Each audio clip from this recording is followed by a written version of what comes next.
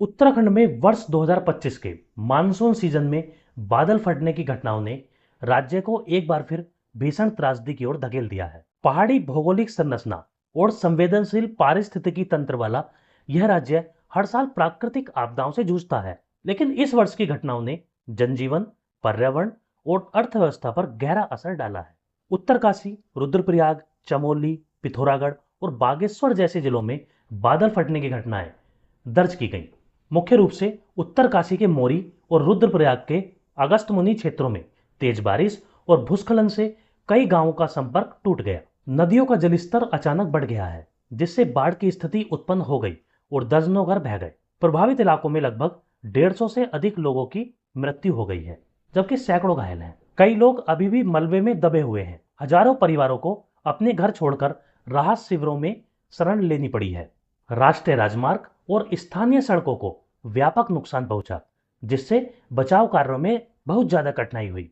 राज्य सरकार ने तत्काल आपातकालीन राहत कार्य शुरू किए, जिसमें एसडीआरएफ, एनडीआरएफ और सेना के जवानों को प्रभावित इलाकों में भेजा गया। हेलीकॉप्टर के जरिए राहत सामग्री पहुंचाई गई और लापता लोगों की तलाश के लिए ड्रोन और डॉग स्क्वाड की सहायता ली गई। मुख्यमंत्री पुष्कर सिंह धामी द्वारा प्रभावित क्षेत्रों का दौरा कर 10 लाख रुपए की सहायता राशि मृतकों के परिजनों को देने की घोषणा की गई है।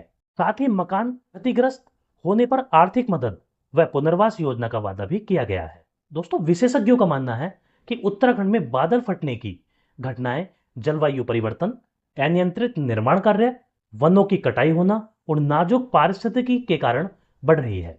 वैश्विक तापमान में वृद्धि से वायुमंडल में अधिक नमी एकत्रित हो रही है, जो तीव्र वर्षा का कारण बन रही है।